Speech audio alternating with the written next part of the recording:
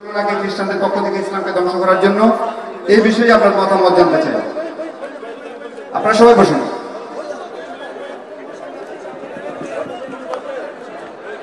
আসসালামু আলাইকুম।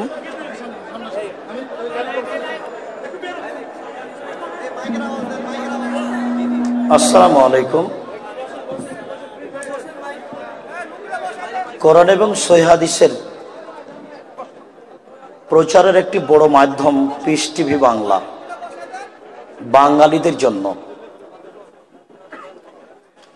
ডাক্তার জাকির নায়েক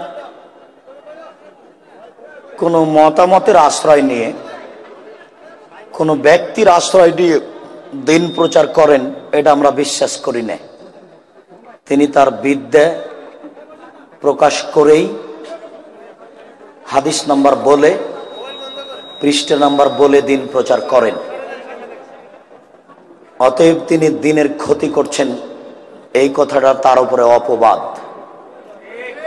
যারা বুজুর্গানে দিনের দোহাই দিয়ে ধর্ম চালাই তারাই ভালো হলো, আর যারা নবীর হাদিস নাম্বার বলে ধর্ম প্রচার করে তারাই খারাপ হলো। এ তো চাঁপাইনবাবগঞ্জের ভাষাতে কানাকে হাইকোর্ট দেখানো। এইসব কথা টিকবে না। অযথা এইসব গালি দেওয়া, আন্দোলন করা মানে উপরে থুথু দেওয়া। উপর দিকে থুথু দিলে কি হবে? নিজের গায়ে লাগবে। অহেতুক কথা বলো। তারপরে জি, পরবর্তী প্রশ্ন হচ্ছে, বর্তমান কালে অনেক আলেম মাসলা মাসাইল নিয়ে অনেক ধরনের ব্যাখ্যা করে থাকে, তাহলে আমরা কোন আলেমকে অনুসরণ করব? সম্মানিত উপস্থিতি, রাসূল সাল্লাল্লাহু আলাইহি সাল্লাম কোন মানুষকে অনুসরণ করার জন্য বলেননি। তিনি বলেছেন, আমি পৃথিবী থেকে চলে গেলাম, দুইটি জিনিস রেখে গেলাম, কোরআন আর হাদিস। যতদিন তোমরা তাকে ধরে থাকবে ততদিন তোমরা পথভ্রষ্ট হবে না। কোনো দিন কোনো আলেমের কথা গ্রহণ করবেন না। কথা যদি কোরআন এবং হাদিসের হয় তাহলে গ্রহণ করবেন। শোনার পরে আবারও আপনি বাংলা হাদিসের সাথে মিলিয়ে দেখুন, আবারও 5 জনকে জিজ্ঞাসা করেন, তারপরে আমল করবেন। আলেম যখন তার কথাটি কোরআন এবং হাদিস দিয়ে বলবে তখন মানব। অতএব 5 জন আলেম 5 রকম বলুক, বলতেই পারে, ভুলও বলতে পারে, স্বার্থেও বলতে পারে। আমরা যদি দলিলের আশ্রয় নিই তাহলে কে বড় কে ছোট এটা আমাদের হিসাব থাকলো না। আমরা কোরআন এবং সহিহ হাদিস অনুযায়ী আমল করলাম। আল্লাহ আমাদের তৌফিক দান করুক। তারপরে একজন গুণের প্রশ্ন, ওনার নাম আঞ্জু। পুরুষেরা বেহেশতে গেলে তাদেরকে 70টি বেহেশতের ভোগ দেওয়া হবে, আর মহিলারা বেহেশতে গেলে তাদেরকে কি দেওয়া হবে? মহিলাদের সম্বন্ধে ইসলাম কি বলে?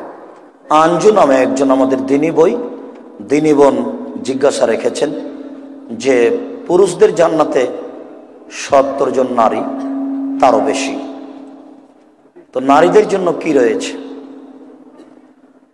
আল্লাহ তাআলা বলেছেন, মা তাস্তাহি আনফুসকুম, জান্নাতে আমি তোমাদের জন্য ব্যবস্থা রেখেছি, তোমাদের আত্মা যা চাই তাই। মানুষের আত্মা যা চাইবে তাই আছে জান্নাতে।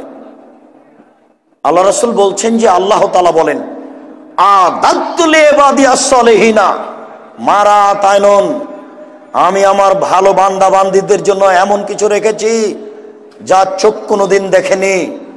চোখ দেখেছে আগ্রার তাজমহল, চোখ দেখেছে কলিকাতার হাওড়ার ব্রিজ, চোখ দেখেছে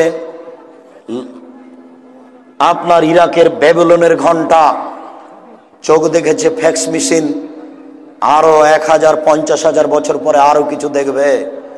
এরপরেও জান্নাত এমন কিছু যা মানুষের চোখ কোনোদিন দেখেনি।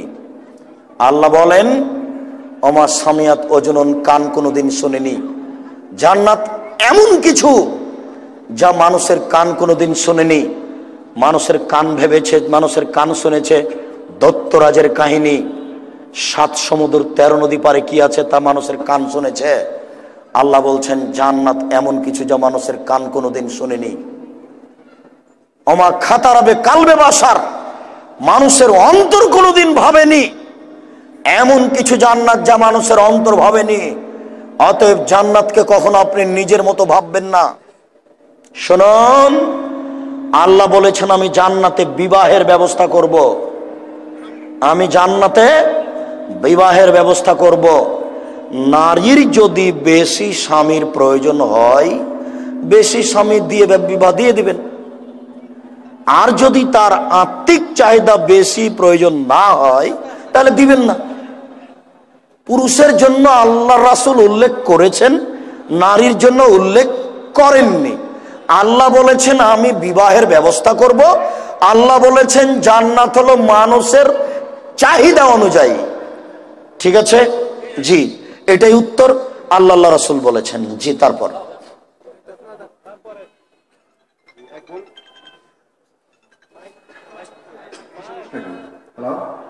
এক বোনের প্রশ্ন, স্বামীর অনুমতি ব্যতীত মহিলাদের দ্বীনের কাজ করা জায়েজ আছে কি?